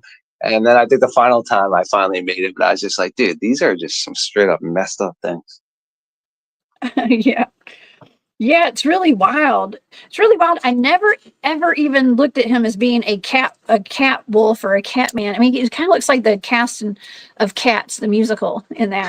And I always thought I thought that was actually I thought it was a werewolf the whole time, and it's supposed to be a werewolf, but it's a werecat. Is this Alan Thomas? I always said it a lot. Alan, I think that's Alan. Actually, I've been thinking you were somebody else. Okay, it might be Alan. It may not be Alan though. I don't know. But yeah, it's okay. A werecat. Okay. Let me get back to these women real quick, because I know we're just talking about the She-Wolves of Julich. Okay. And I just wanted to point out that okay, so where that Peter Stubb guy had admitted to actually unaliving people, it said the Julich women admitted to unaliving 94. Oh yeah, you're a girl. Okay. All right, Alea. Okay, I got confused for a second there. I thought maybe that's Alan Thomas. I can't see very well. Okay, so thank you for clarifying that. Alan's not in the chat. Alea. Okay. Thank you. I've been wondering how to pronounce your name too. Thank you. I appreciate that. Alan is Squatch Zone. That's right. And that's why I thought maybe that was Alan. No relation there. Okay. So the Julich women confessed to 94 unalivings. Okay. 94. That's a lot. It says the women particularly targeted tradesmen and butchers, killing livestock and horses as well as men. And it undermined. Okay, so this is wow, because this is in the story now. Whether this is a real story or this was made up, it says it undermined the city's economic stability as well as its morality. Okay, so they were going after people that were pillars of the community, people that were needed, like butchers, people that controlled the food supply lines and stuff, like as far as the butchers went, and the tradesmen, like the handymen, the men that were construction, building the buildings, and doing the stuff, the manly work around town. Okay, so they were targeting them, and so to make up a story like that, that would make sense that they could make that up as far as like a fictional story goes, because it's really vilifying these women even more, right? Because they are taking the men who are in charge of keeping the community running, basically, and protecting the community. And so it just makes it even more sinister, I think. Okay, as sinister as it could be. And you got to remember, back in those days, there was no cable TV, there was no internet, there was nothing. I mean, I'm sure they had books and stuff, but they had these newspapers and these little stories from people like this. But I don't know, Kenny. What are your thoughts? Do you think after this discussion today, did this really happen, or is this all made up? Tough question right there. And I probably sit, just like I sit on a lot of things, 50-50. I mean, there's some stuff to definitely support it. There's some things that, we've talked about where people are obviously out of their rockers a bit. And also, whether men like to admit it or not, I do have some male friends, but the majority of my friends are females, just always have been, and just usually tried to hate on me, take my girlfriends, whatever. That's not the point. But what I'm trying to say here is that sexism is something that still is very rampant. Okay, and I'm going to give you an example that the very first ancient human remains that were found, females were found buried with the men as well, with hunting gear and all the badass stuff that the men had. But the original people, again, because the time frame sexism was out of control, did not want to acknowledge that, because again, it would then cut into men's dominance. But I hate to break it to people, they had women hunting with them as well, the Neanderthals and stuff. The Apaches, their women were just as badass as the males, okay? And in the ninja culture, same thing. Women were absolutely unbelievable assassins. So it's just important to understand that and think that this could also have a potential stench of sexism, meaning, of course, we got to make the women to be out the bad here. They're doing this. But that's not really something that should be accepted, because to anyone out there, I mean, I'm 6'1", like 158, 165, give or take. Come on now. Ronda Rousey, huge fan of her, met her numerous times, love that woman. I'm just saying right now, to any man out there, would you really want to go up against a Ronda Rousey back then with spears and all kinds of stuff? No, she's just as badass as the dudes. So I just think it's really important to understand that there are potentially a couple different avenues here. You could have people that are just trying to be sexist and put a bad stigmata on women. Or you could have had, like I said, people that were eating the bad grains and hallucinating. Or you could actually have something that, really did occur. Again, with the women admitting things. I mean, when did the admission come into play? Was their child about ready to be decapitated in front of them? Were they being punched in the face over and over again by people until they said, hey, we ate these people? So that's just what I mean about always having a little bit more to dive into before we can totally figure it out. But yeah, I'm with you. I think it stands at 50-50 because, again, there's not enough to kind of close the book on it, but there's enough where it should be looked into. Yes, it should definitely be looked into for sure. And Urso says alpha delusion at its finest was exploited. The Delulus of the time, for sure. Dan says men and women, two sides of the same coin. And actually, this is a really interesting point that Dennis has. In nature, the female is the extreme hunter. I wouldn't know anything about that, being the cryptid huntress. I'm just kidding. Yeah, I mean, you got the lionesses, you got hyenas. Yeah. They're all run by dominant females and such. So again, it's just a stigmata by people. So I encourage everyone to make sure to get over that. Yes, for sure. Boss Monster says they're not buying it. They're not buying, maybe not buying the story of these women. I mean, that's a lot of women, 300 women. Okay, we do know that there was the witch trials that happened. We know the werewolf trials really happened. But 300 women, that's a lot of women. And admitting, but if it was 300, I would think that they would have unalived way more than 95 people, because each one of them, I would think, would have at least unalived at least one person. I don't know. Maybe not. Not all werewolves are bad, though, right? They're not all murderous and going out looking for victims. I guess. I mean, William did say in the chat today that he was introduced to 3 werewolf women when he was young, and they call themselves the 3 sisters. Okay, so and he's still alive today. Okay, he's alive.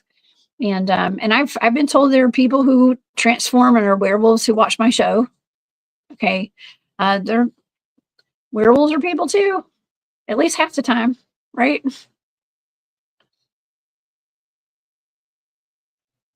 Yes, you are very spot on with that, my friend. And I do believe that, again, I don't think that necessarily, if it is animal based, that it is evil. All right. I mean, I just don't think hyenas and bears and wolves and giant baboons and things wake up one morning and decide to be evil. I mean, we as people just put that terminology on something, and we think just because the crocodile takes our child from the water, it's evil. It's not true, okay? Unfortunately, we have put that, but a crocodile doesn't care. I mean, it's trying to survive. That doesn't make it evil, all right? And I just think a lot of times, again, these things might be getting a bad stigmata. I mean, you could, in theory, have an issue, but not necessarily be evil about it as well. So That's true. That's true. Well, speaking of evil, okay, I know this is kind of a weird segue, but I wanted to talk about and this is not even evil, I don't think. I wanted to talk about the werewoman or the wolf woman of Mobile, Alabama, today before we go, because I think this is a pretty significant story, because you don't hear a whole lot about female werewolves or even female dog women, right? I mean, how many stories of dog women and encounters have you heard doing your interviews and doing all the historical work, a lot of the historical work with the North American Dogman Project? I have heard about a definitely substantial amount of female encounters, but again, they're all docile, meaning there's really no sort of aggression. I mean, one gentleman was in the LBL and just saw a mother with her cubs, more or less. And if you look at like the actual lore of female dogman, especially down in Latin America and stuff, and other cultures that are Spanish based, you have the dark black ones with the glowing red eyes, which are the males, which are a little bit more nefarious. And then you have the females that are lighter in color with the blue eyes that tend to, well, interject and pretty much just try to keep the peace amongst us. So again, I would say for the most part, the females, seem to be pretty docile, just like with any other animal, unless you're threatening their young. I mean, yes, I have a female pet squirrel that I saved that we can talk about some other time. But again, with like the wild neighborhood squirrels, it's always the males that will befriend you before the females. I mean, same thing with like the chipmunks and stuff. It's just because women need to be more protective, and in their evolutionary aspects, the most important thing is to make sure that when they do have offspring, that they have food and things for them. Okay, so they need to be more cautious when they do things. Okay, whereas males, just like in the human evolutionary aspects, tend to take more risks. I mean, isn't that why certain people's insurances are higher at points in time and things like that? I mean, it's just really a true fact. I mean, look it up to anybody. You can look up plenty of women doing dumb things, but I can guarantee you can look up plenty more men doing dumb things. Actually, here's my opinion. I think women do just as many dumb things. They just don't get caught. I'm just saying. I'm just saying. I'm not saying I do. You had these 2 people that call themselves influencers that went over to Africa and jumped out of the safari Jeep and put on a zebra outfit. So you had one bozo in the back legs and the other bozo in the front legs. Well, yeah, of course, you have one female lioness come up, and then next thing you know, you have 4 or 5, and they're laughing and they get out of that situation. But like I asked my buddy, how do people like that even make it this far in life? And he said, they usually don't. It's actually a selection of the most intellectual, and well, they just happen to be lucky because, again, who does that? Yeah, right. Well, that's called, what is that, Darwinism or survival of the fittest, or, I don't know. That's wild. Yeah, that is really dumb. You are really dumb, for real. There's a song about that. Okay, actually, yeah. Anyways, Dennis says women werewolves are just as prevalent as men. Wow. Yeah, we don't hear about the women werewolves as much, or the women dogmen, women or dog women. Jeff Townsend came on the show a while back, and the show was titled Dogman and the Crosshairs. And Mark Maychek, Cryptid was co-hosting with me that night. And Jeff came on talking about how he had a dog man in his sights of his rifle, and it had breasts. Okay, it had boobs, and it was like 2 boobs, like female. Okay, like a human. Like a human torso kind of. And so I'm familiar with it. Okay, I'm familiar with it, and we do have that one account that I know of.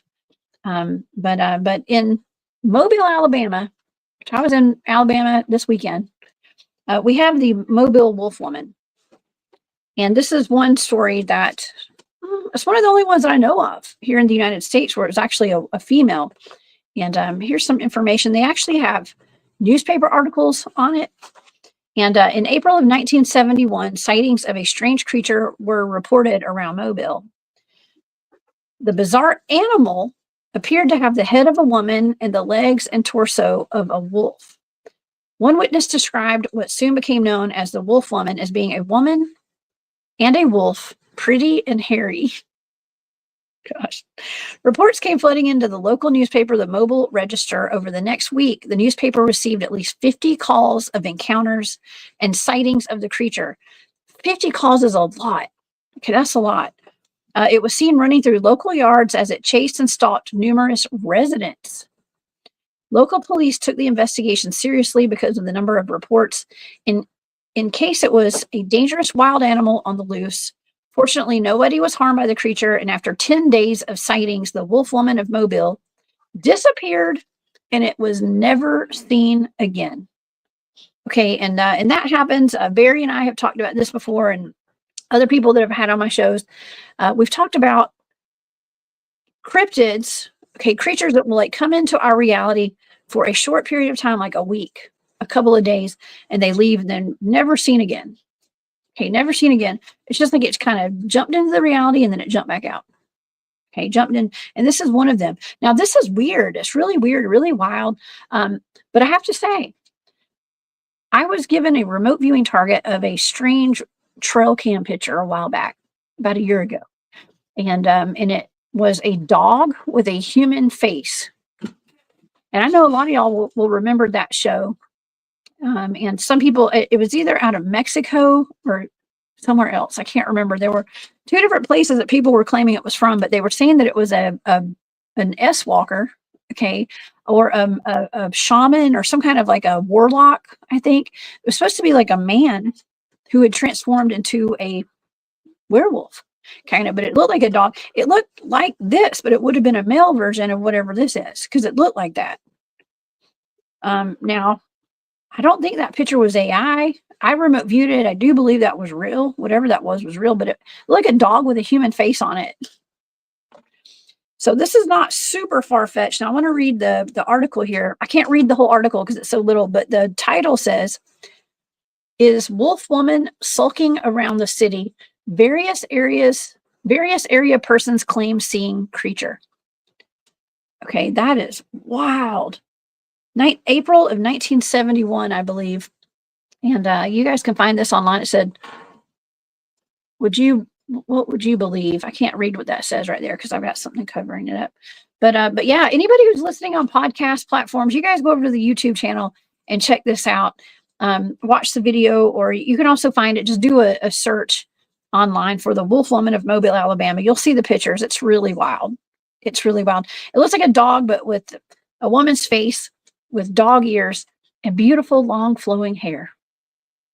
Okay, so I mean, is this what Emily Isabella Burke could have looked like, you think?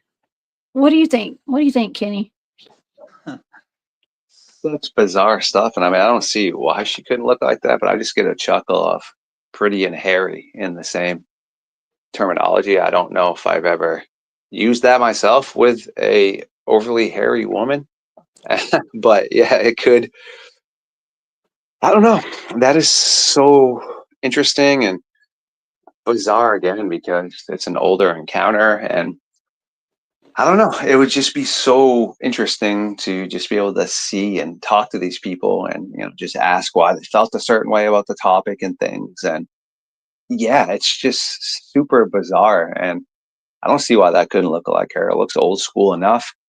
Again, we aren't back then, so unless her family can come out and say that's really her, which it doesn't seem like they want people poking around too much. Yeah, it's pretty bizarre, eh? It is. And it honestly, Michelle says, I'm pretty sure I'm part wolf when I'm shaving my legs. Yeah. Brutal. Yeah, it all goes back to having too much hair on your body. Okay. Unfortunately, yeah, everybody's talking about shaving and waxing. That is too funny. Hey, Shanti. So yeah, it goes down to having a lot of hair on your body. But I mean, you got to think, okay, maybe somebody mentioned earlier in the show that maybe with the people who saw this, and there were a lot of people that saw it, maybe they saw it mid-transformation. Maybe it was a werewolf. I mean, could this have been a dogman too? I mean, what is a dogman? Could a dogman be half like part human, part dog, or part wolf? I mean, I don't think so. I think it's its own breed. I think it's its own creature. But has anybody ever described it as being like part human? Interesting stuff right there, and great question. I mean, when you look at the cynocephala, yeah, there's a few different depictions. Some say that they have more human-like bodies with the hyena and canine-like head, baboon-like heads, but then you have other variants that say they have the bodies of the animal that they look like as well. So it's, yeah, definitely pretty interesting. And I see you've thrown that up there. We have one that we've been working on too, where we have, you basically got your type 1, which looks like the Howling, and also Van Helsing. You got your type 2 that looks like a German Shepherd. You got your type 3 that looks to be like a hyena, the hyena beast. And then you have your type 4, which is the devil monkey, the devil baboon man, or the Gugway. Then you have your type 5 that looks like a bear man and Bearzilla. And then your type 6, that's like the coyote / fox man. So I actually just redid a great chart of that. I meant to send it to you, but I'll send it over to you as well so that you can keep that and use it as much as you want to. So yeah, there's a lot of variants that go into that, but no, I definitely still believe that the werewolves are way different than like the Dogman for sure. Yeah, I think so too. But it's just the matter of the descriptions of this She-Wolf or the Wolfwoman of Mobile, Alabama. It's just wild, because it's kind of unlike any of the other things we've heard of, because we hear about dog people, dog men. They're usually standing on 2 legs usually, but they go down on 4, right? But all the descriptions of this one, she's on 4 legs, and 50 people called in sightings of her. And I say her because I don't know, because it's a she. Okay. But 50 people called in over a week period. 1 week, that's 7 days, that's it. And then she was gone forever. And yeah, it's just something to think about. It's something cool. This is somebody, I found this picture online when I was doing some research on the Wolfwoman of Mobile. That's a great representation right there. She's very beautiful. Okay, very pretty. And yeah, very pretty. And that could be in Alabama. Okay, now this was a remote viewing target that I was given. There was a lot of black magic involved in this. Okay, black magic, which actually kind of coincides with the target that I did of that game cam picture of that weird. Let's see if I can find it online. I'll try to pull it up. The dog. Let's see, the man face dog. I don't know, on trail cam. Let's see if I can find it. Okay, I'm gonna try to find it. Just trying to pull it up. man-faced dog on trail fam. I probably won't be able to find it here, but there is one of my shows. You guys look it up in my remote viewing playlist. And oh Lord, don't do a Google search on that, y'all. There's weird. Okay, never mind. We'll skip that. Skip that. Just go look for my video, y'all. Check your phone too when you get a chance. I did just send you that chart. So yeah, make sure you save that on file. I think you'll like that too. So thank you. Yeah, I just saw it came in, so I'll definitely check it. But this correlates with that target that I did back. I guess it was well over a year ago. I think it was like out of Mexico. I think, but it was it looked like a man with a man's face on a dog's body. And it looks like that, but there was black magic involved with that too. Some kind of ritualistic stuff was going on, and so I think that it's very similar to whatever this thing was, except she was a female. Okay, so this is the female version of whatever that was caught on that trail cam about a year or so ago. Okay, and Dennis says actually there was one report that he remembers where the dog woman was reported as having 6 breasts. Wow, that's interesting too. Very cool. Yeah, the only report that I had of someone seeing they had one set of 2. Okay, one set of 2. But yeah, that's super interesting. Oh my gosh. Well, do you have any other stories of any kind of women or she-wolves, Kenny? I think we've covered most of them that I'm aware of. Yeah, we did a great job, and I can dive into my book a little bit later and see if I can't find any more that next time we link up that we can really try to do a deep dive on. But I mean, the ones we spoke about are definitely the most predominant. I mean, I do know that the other female ones we have on file are just kind of quick little, like I said, crossing the road with their pups and things along the lines of that, but they've been pretty docile for sure. So yeah, I will try to dig up some more of that in the good old book I'm working on. I mean, I got like 550 pages, and I also have over 100 emails that I need to scan through and send them out to proper people to try to verify them as well. So yeah, that's definitely great stuff. I'll try to pull up for you. Well, thank you. I would love that. And Love, what's up? She says, I look forward to hearing about the goat woman. Okay. I mean, if there are dog women, like dogmen, I mean, if there's any kind of cryptid out there, anything there's got to be females too. Like they can't just procreate. They can't reproduce without a female, right? Unless they're all being grown in labs. I mean, clones Even that or way, like whatever. you said, though, I mean, if we are going to talk about the cult things and such, I mean, what makes it so that a female, can't transform and do nefarious stuff as well? So yeah, of course, if you have a male being that's been manifested or etc., I mean, you can with females. Look at Lilith and such. I mean, vampire that can turn into a werewolf and all kinds of stuff. So yeah, pretty interesting.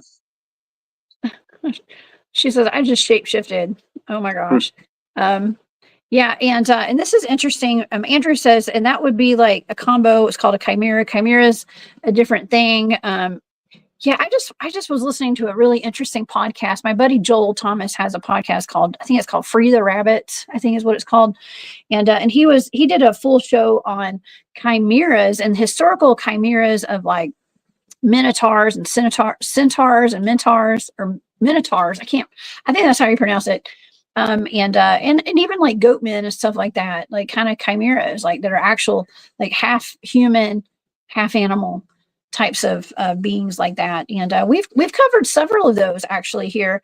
When I was given the remote viewing target of Atlantis, these are blind targets. I don't know. I was looking at humans with horse heads. I was like, what kind of remote viewing target is this? I'm seeing humans with horse heads, but I'm going to have Jeremiah Fountain on the show here in the next couple weeks. And Jeremiah came on. He gave me a blind target, and it turned out to be a horse humanoid.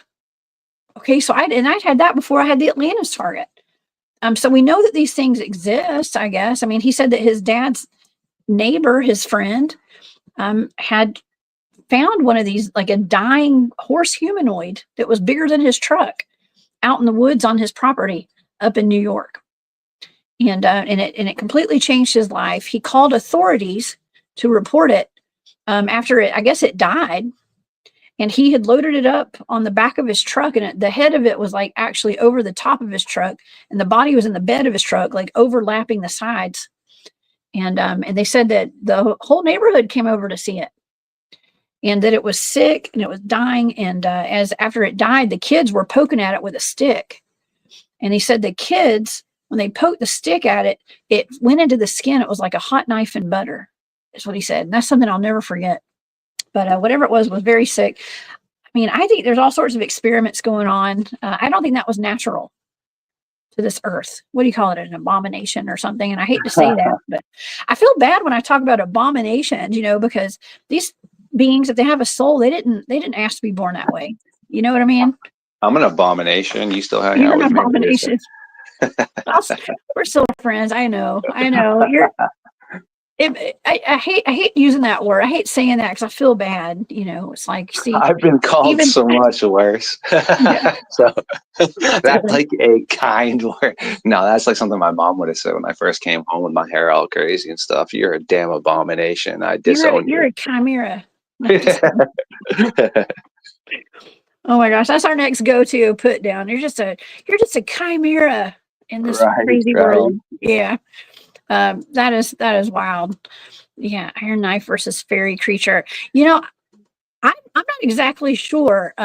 Okay, this guy was actually like a Viking or something. Like he looked like a Viking, and he was super strong. I don't know if he got like a piece of heavy machinery to lift it onto his truck, if he got like a backhoe or a forklift or something. I don't know. He somehow got it loaded up on his truck though. And from the way Jeremiah described it, he was very strong, like a lumberjack. Okay, not Paul Bunyan. You know, Paul Bunyan, that's another interesting one too. That was a remote viewing target. I think Paul Bunyan, the person the character was based off of, is actually a type 4 Sasquatch, like a Neanderthal type. But anyways, just it was either because he was super strong or he had some heavy machinery to get it up there. But he said that when the authorities showed up, they had a flatbed truck there. They brought a flatbed truck and they loaded the creature onto it. They covered it up and they took off. And he said that I don't know if he was watched after that. I don't know what happened, but Jeremiah also said that his hair turned completely white right after that happened. And he was never the same. So yeah, that's what happens when you see creatures that aren't supposed to exist and you don't understand what you're looking at. It can be very traumatic. Maybe that's why I dyed my hair all these different colors. Maybe I was traumatized and it became pale, eh? There's no telling. I hope not. But you do have some colorful hair though. You do. Yes, I promised everybody like too, and you, Jessica. I mean, I have gone live with you before. I will definitely next time go live. I just don't have the best setup in my room at the moment, and I do not enjoy sitting on a WWE like metal chair that is a butt cracker. It's not good. And also today I literally am straight up hot garbage. I'm exhausted. I got bags under my eyes. I have not been able to really style or color my hair. It's all mixed up. I just literally look like a piece of junk. So that's why I had to. You look like a chimera today. Yes, I had to hide behind my picture. You are mid transformation today. That's all you got to say. You don't got to say any of that. Listen, to us, we're only just get to use our imaginations. Okay. You and Vic Cundiff too. Vic Cundiff actually has never shown his face. And it's still a fantastic show. I love it when you guys come on. No, I appreciate it. I mean, I definitely will show you my face more, I promise. I mean, I have before. I just, like I said, I'm struggling today. Once I get done with you, I got to do a little bit of exercise, then head off to my doctor's office real quick to talk to her. And yeah, I just struggling. I got up early to hang out with you, but you're going to laugh. Usually I'm not even up for another 8 minutes or so, give or take. Oh man, well that is because you're a vampire, and so I know. Barb's in the chat. Hey Barb, thank you for being here. Barb, she said, just stopping in and say hi. I'm listening in the background. Great show, Jessica and Kenny. Thank you, Barb. That's so sweet of you. I appreciate you being here today. And yeah, we had a great chat today, and wonderful. I know some people are off work today. Dwarf, what's up, man? Yeah, Bigfoot Dwarf's in here today too. What's up, Bigfoot Dwarf, aka Brown Dwarf? Yeah. Ethan says Paul Bunyan wasn't a Sasquatch. He was a guy who was able to get over 6 feet tall in a society full of people who never grew over 5'9". Yeah, people, it's so wild. I say that we actually are the little people these days. We could go into a whole conversation about giants and little people and how small we are. And back then, actually, I have a bed that belonged to my great grandparents. I used to sleep on when I was in high school. I'm too tall for it now, but I think it was around. I mean, it was so small. It was a way smaller bed frame than what we're used to today. And I come from a tall family, very tall, and all my uncles average like 6'5". My cousins, my nephews, my brother, everybody average about somewhere between like 6'5" and 6'2" or so. I guess is like kind of average. And I'm a shorty in my family, and I'm like 5'8", 5'9", something like that. And so yeah, but this bed, I had to sleep diagonal in this bed when I was a kid. Okay, because my legs were too long for this bed frame, and that's the bed that my great grandparents slept on. Okay, and it fit them just fine. So to say, yeah, I do, but no, I do disagree with you a little bit though, because I think that he was bigger than that. I think he was 6 feet. I think he was bigger than 6 feet. But anyways, thank you for that comment. I appreciate it, and man, I appreciate everybody that is here today. This has been a really fun show. And can you tell everybody about what you've got going on in your YouTube channel and any way people can support you and watch your work? Appreciate you, my friend. And yeah, there's the easiest way to find me is honestly, if you just type in Midnight Lycanthropy, that is my Dogman podcast that, well, all kinds of great people such as yourself, Bigfoot Dwarf, Barb Hartman are all up on there. But yes, you can also find me all lowercases, Starfox_radio, because I am a content creator. So yeah, Midnight Lycanthropy is where we cover what we do over there, but also Miss Hartman and myself have started a new podcast, like I said, called Camp Nightmare Fuel, where we're really going to cover things that are outside of what we already cover. So yeah, I mean, if you ever want to come over there and hang out with us, Jessica, make sure to let us know. Same thing with Dwarf, Carol, or anybody in the audience here that wants to hang out with us. That's something that we're going to be doing. And 1 week it will be on my thread. The next week it will be over on Barb's. So yeah, if you have certain people you like to listen to or host more than others, just go to my playlists. And I mean, if you want to hear the science team talk or you want to hear Jessica talk, I have a playlist of all my hosts that I consistently link up with. So yeah, thanks to everybody and all you beautiful people out there. I'm always willing to sit down and talk to people and look for new guests and hosts to collaborate with. And yeah, that's pretty much it. I mean, every day I just edit for the majority of the day and try to share my stuff around, which I slack on because it takes me so long to edit that I really don't enjoy taking the extra 20 minutes to just consistently post in all these Discords and Facebooks, but I probably should do that a little bit more. But honestly, that's all I do is edit and try to link up with people. So if you have my phone number, just shoot me a text and I'll always get back to you. If you do not, you can hit me up on Facebook, which will go right through to Messenger on my phone. So it's pretty much like I can text you. Or if you want to go a little bit more old school, go ahead and toss me an email. I periodically check my emails. Yes, I periodically, whereas I check my texts and my Facebook messengers daily. So yeah, thanks for everything. I appreciate you. Well, I appreciate you coming on. You are a wealth of knowledge, and you are really fun to hang out with and to talk to. And so that's why I enjoy doing shows with you and stuff and recording whenever we get a chance. And I guess I'll be seeing you again on Friday. That Or you will. at least talking to you. I may not see you, but I'll talk to you. Right? Same difference, my friend. And yeah, anytime I do definitely enjoy getting you on bi-weekly. And if you ever need me to come back over here, just let me know. Just give me a little bit of a heads up and I'll try to get my sorry child butt cheeks to bed at a normal time and try to wake up and be productive the next day for you. But yeah, definitely please come over to Midnight Lycanthropy as much as you can and also come hang out with Barb and myself on our new podcast because yeah, we got some great information out. And tonight our pilot episode of Camp Nightmare Fuel will be dropping where we are pretty optimistic that we have been able to find Autumn Williams, a beautiful person that needs way more recognition than she deserves. So yeah, that will be out and about, and I encourage everyone to check that out too. Oh my gosh, what a timely announcement. I love it. I did not know that was starting tonight. So that is great. Hopefully you'll have a good crowd to be listening to that tonight. Everybody will go over there from this show today to go hang out and listen to that new podcast that's dropping tonight. So you guys, Bigfoot Dwarf, and my mod's been putting your links in the I chat all know, day. beautiful. I appreciate you so much. I already Yeah. got like a bunch of new subs from just this conversation right now. So I totally appreciate all everyone here does for me. And even if I don't have a chance really to talk to y'all, thanks for tuning in and being beautiful people. And just make sure to be kind and yeah, just spend your energy on valuable things. Don't be afraid to learn and just don't be afraid to pay it forward. Do nice things for people.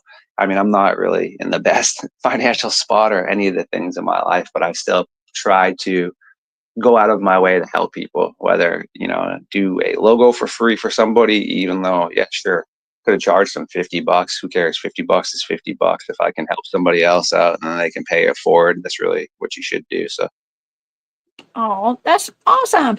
And you guys, I got to tell the audience, you have a pet squirrel. That yes. is so cute. Oh my gosh. You love this. It is the cutest thing, y'all. He sends me pictures of his squirrel sometimes. And I wish I had a pet squirrel. I've got a big old German Shepherd, so that probably wouldn't mix well. Yeah, that's so funny. No, she's actually outside in the snow right now, just playing all around because I let her out before you and I linked up after I got her some breakfast and been keeping an eye on her out through the window. But we, knock on wood, we have a lot of crows and ravens around here, so we don't really have too many predatory issues and stuff. So she just plays outside. I mean, I can always see her. She stays pretty close, but yeah. Oh my God. And she comes back in and everything. Yeah. That is so sweet. I gave her a bath the other night. She was all swimming around. It's so funny. Oh my gosh. I love that. Actually, I got to be honest. My dog crashed through a window at the house one day downstairs. I made the mistake of putting a bird feeder right outside my window, and she tried to lunge at a squirrel. Oh And no! she almost died. Yeah, we had to rush her to the hospital and do emergency surgery on her to get her. Yeah, she was covered in stitches for a while, and it was an expensive mistake that I made there. Yeah, well, she seems fine now. Like when you're out, roaming around, she's out there with all y'all, so it's great. But yeah, it's my squirrel's definitely my best friend, that's for sure. I mean, she keeps me quite happy. And just long story short, is I rescued her about 4 or 5 years ago. And I tried to put her back up in the tree and stuff that, because she was being attacked by like a kitten. And she just never went back. She literally just sat on my air conditioner outside of my window and just sat there chirping over and over again. And as soon as I would open my window, she would just light it all up and then come running right in. And yeah, been stuck with her ever since. Oh, I love that. I love that. We'll keep the pictures coming. I love seeing your squirrel. Of course. And I sent you a little meme. Was it last night or I guess it was last night? It's awesome. Yeah. Like I forgot what it was about. It was something about how we're all nuts and you're so small, but all you're all a the bunch of same nuts. Yes. She's a character, that's for sure. Like the other night, I mean, whatever. She's allowed to go wherever she is, but I mean, she has a home in my closet, so obviously I put her in her cage where she likes to be and sleeps. But I left the door unlocked. But woke up the other morning and I was exhausted and coming up out of a haze, and I just hear wah, wah, wah, and yeah, she's on my chest, just screaming at my face, being like, "Yo, dude, wake up! Let me outside, feed me, play with me. What are you doing, you bum?" I'm like, "I'm sleeping." It's your spirit guy, your spirit animal. I love it. You're a spirit animal. Oh my gosh, your little angel, your sidekick. I know. I love it. She goes everywhere with me when I go out in the woods and stuff. She sits right up on my shoulder. I have like a little pouch on the front. I mean, if she gets scared, she'll run in between like my coat and like kind of just poke her head out. It's pretty funny. Oh my God. Well, I love it, Kenny. That's so sweet. I'm just so glad that you're here today. Thank you for getting up early and getting out of your coffin for the show today. And please come back and see me soon. Of course. Okay? I always text you, my friend, and I'm always down to definitely link up with you. And if you ever need anything, make sure to let me know. And if I can be of any assistance to anybody out there as well, definitely reach out. And thanks for all the support for sure, my friend. Of course. Awesome. And you guys be sure to also go to the North American Dogman Project too. And if you want to look up Dogman reports and Dogman sightings and werewolves too, I'm sure, but definitely Dogman, you guys go check out the NADP on their website as well. So All right, everybody. Well, thank you all so much for being here today. It has been fantastic. And Dan, thank you for becoming a member of the Hunt Club today. You guys are going to have a special video out by tonight, okay, over at the Hunt Club. So thank you guys so much for all the support. Everybody, you guys are the best. And please come back and see me on Wednesday. I will be here on A Glitch in the Matrix.